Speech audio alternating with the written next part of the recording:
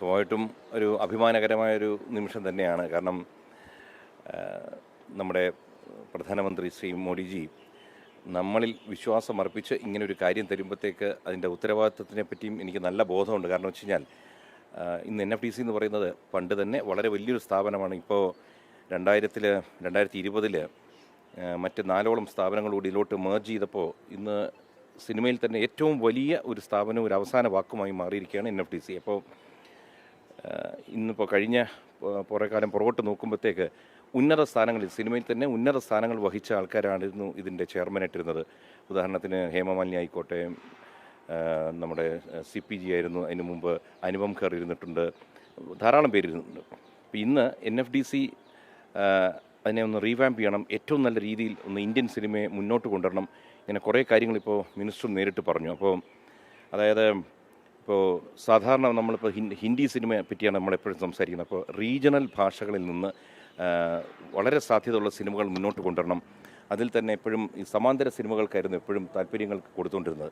ഇത് സമാന്തര സിനിമകൾക്കൊപ്പം തന്നെ നമുക്ക് ലോക ശ്രദ്ധ ആകർഷിക്കാവുന്ന കമേഴ്ഷ്യൽ ചിത്രങ്ങൾ, വാണിജ്യ ചിത്രങ്ങൾക്ക് കൂടി പ്രാധാന്യം കൊടുക്കണം.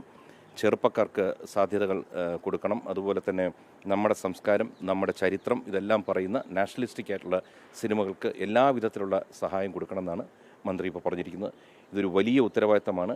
ഇതിന് ഞാനൊരു മീഡിയ രംഗത്ത് നിന്ന് വന്ന ഒരാളാണ്. ചെറുപ്പകാലത്ത് ദൂരദർശൻ്റെ ന്യൂസ് എടുക്കാൻ റിപ്പോർട്ടറായിട്ടായിരുന്നു. അതുകൊണ്ട് എൻ്റെ മുന്നോട്ടുള്ള യാത്രയിൽ മീഡിയയുടെ എല്ലാവിധ സഹകരണവും പ്രതീക്ഷിക്കുന്നുണ്ട്. ഇപ്പോൾ ഈ പറയുമ്പോൾ അങ്ങനെ പറഞ്ഞല്ലോ, സിനിമയുടെ അവസാന വാക്കായിട്ട് NFDC മാറുകയാണെന്നുള്ളത് വേറെ വിവാദങ്ങൾ കൂടിയുള്ള അല്ലെങ്കിൽ കുറേ കോൺട്രവേഴ്സികളെല്ലാം ചുറ്റിപ്പറ്റി നിൽക്കുന്നൊരു മേഖല കൂടിയാണ് സിനിമ എന്ന് പറയുന്നത്. കാരണം നമുക്കറിയാം, സെൻസറിങ് മുതലായാലും ഇല്ലെങ്കിൽ സിനിമയ്ക്കുള്ളിൽ ആഭ്യന്തര പ്രശ്നങ്ങളായാലും ഇതിലൊക്കെ എന്ത് തരത്തിലുള്ള ഒരു ഇടപെടൽ ഉണ്ടാകുമെന്നാണ് പ്രതീക്ഷിക്കേണ്ടത്? ഞാനിപ്പോൾ ചുമതല ഏറ്റെടുത്തിട്ടേ ഉള്ളൂ. നമ്മൾ ഒരു കസേരയിലോട്ട് കയറി ഇരിക്കുമ്പോൾ തന്നെ വലിയ വാക്കുകൾ പറയുന്നത് ശരിയായിട്ട് തോന്നുന്നില്ല. എങ്കിലും ഈ കോൺട്രവേഴ്സി എന്ന് പറയുമ്പോഴത്തേക്ക് എപ്പോഴും നമ്മൾ ഒരു മാറ്റം വരുത്താൻ, അല്ലെങ്കിൽ നമ്മൾ എന്തെങ്കിലും പ്രവർത്തിക്കുന്ന ഒരാളായി മാറുമ്പോഴത്തേക്ക് കോൺട്രവേഴ്സി വരും.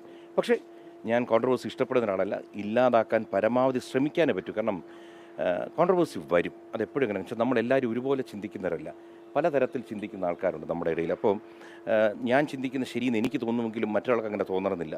പക്ഷേ എങ്കിലും കൂട്ടായ ചർച്ചയിലൂടെ ഏറ്റവും നല്ല തീരുമാനങ്ങളെടുത്ത് സിനിമയ്ക്ക് അത് ഗുണകരമാക്കാൻ നോക്കും. കാരണം ഇനിയിപ്പോൾ ധാരാളം ഫെസ്റ്റിവൽസ് മുന്നിൽ വരുന്നുണ്ട്. ഫെസ്റ്റിവൽസിൽ എപ്പോഴും നമ്മൾ കോൺട്രവേഴ്സികൾ കേൾക്കും, തിരഞ്ഞെടുത്ത സിനിമയെ പറ്റിയാണെങ്കിലും പല കാര്യങ്ങളും.